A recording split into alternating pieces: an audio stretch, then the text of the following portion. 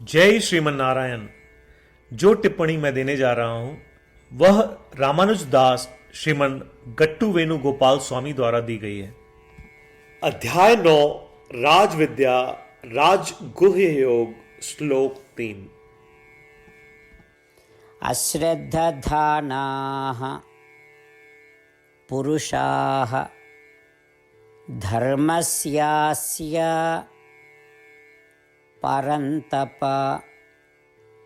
अप्राप्य मां निवर्तन्ते मृत्यु संसारवर्त्मनि। गीताचार्य श्री कृष्ण परमात्मा अर्जुन सहित हम सभी को राज विद्या, राजगुह्य योग सिखा रहे हैं। परमात्मा कह रहे हैं, अर्जुन, जिस किसी को प्रेम पूर्ण भक्ति के गुण में विश्वास नहीं है और जो इस प्रेम पूर्ण भक्ति का अभ्यास नहीं करता वह मुझे प्राप्त नहीं कर सकता। अर्जुन, जिसकी मेरे प्रति भक्ति नहीं है वे बार बार जन्म और मृत्यु के चक्र में इस संसार में वापस आएंगे। इस प्रकार श्री कृष्ण परमात्मा यह स्पष्ट कर रहे हैं कि केवल उनकी प्रेमपूर्ण भक्ति ही हमें जन्म और मृत्यु के इस चक्र से मुक्त कर सकती है। श्री कृष्ण परमात्मा की शिक्षाओं को ध्यान में रखते हुए श्री कृष्ण परमात्मा के प्रति पूर्ण एकाग्र भक्ति रखना और श्री कृष्ण परमात्मा के प्रति प्रेम पूर्ण भक्ति का अभ्यास करना और लगातार श्रीमन नारायण की दिव्य कृपा से जन्म और मृत्यु के चक्र से मुक्त होने की इच्छा रखना। आइए हम श्री कृष्ण परमात्मा के शब्दों को वैसे ही दोहराए जैसे वे हैं। अश्रद्धधानाः पुरुषाः धर्मस्यास्य परन्तप अप्राप्य मां निवर्तन्ते मृत्यु संसारवर्त्मनि। श्रीमन्नारायण करिष्ये वचनं तव। श्रीमद् भगवद गीता का संपूर्ण सार श्री कृष्ण परमात्मा द्वारा अध्याय 18 श्लोक 65 से 70 में 8 कार्य करने के लिए दिया गया है। श्री कृष्ण कहते हैं, मुझे वे लोग पसंद है जो इन 8 बातों का पालन करते हैं।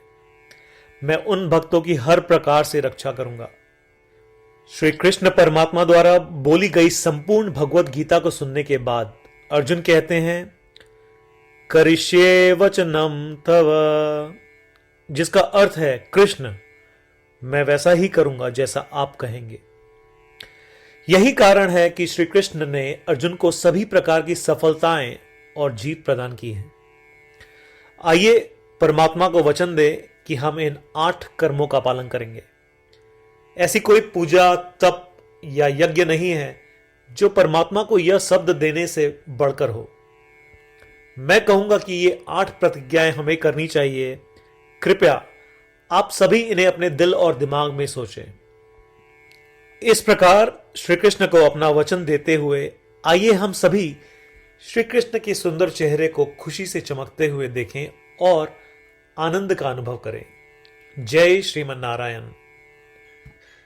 ये है हमारे 8 वचन। हमारा पहला वचन, हे श्रीमन नारायण, जैसा आपने निर्देश दिया मैं हमेशा आपका ध्यान करूंगा और आपके बारे में सोचूंगा।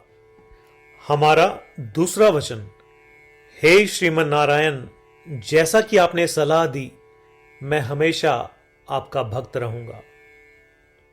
हमारा तीसरा वचन, हे श्रीमन नारायण, मैं अपने सभी कार्य आपकी सेवा के रूप में और आपकी संतुष्टि के लिए करूंगा।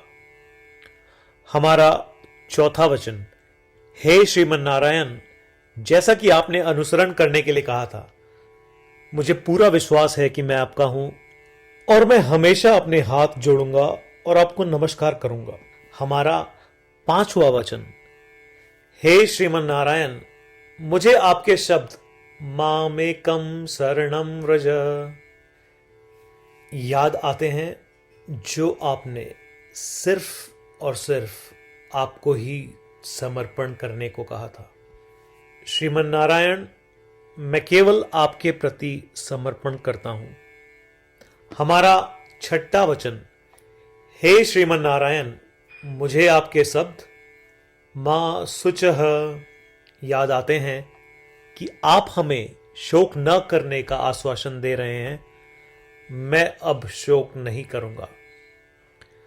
हमारा 7वां वचन। हे श्रीमन नारायण, आपने हमारे लिए श्रीमद् भगवत गीता देकर हम सभी पर कृपा की है और आशीर्वाद दिया है। मैं कम से कम एक श्लोक पढ़ने या सुनने का वादा करता हूं।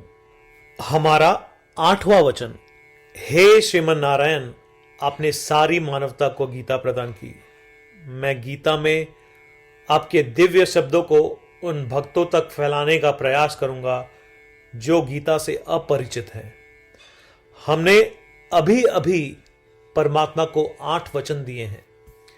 प्रतिदिन श्रीमन नारायण को यह वचन देना कि हम वैसा ही करेंगे जैसा वे कहेंगे, अपने आप में एक महान पूजा है। आइए हम उसे अपने अटल विश्वास के साथ अपना वचन दें। श्रीमन नारायण करिष्ये वचनम तव, जिसका अर्थ है, श्रीमन नारायण, मैं आपके निर्देशों के अनुसार कार्य करूंगा। सर्वम श्री कृष्णार्पणमस्तु। जय श्रीमन नारायण।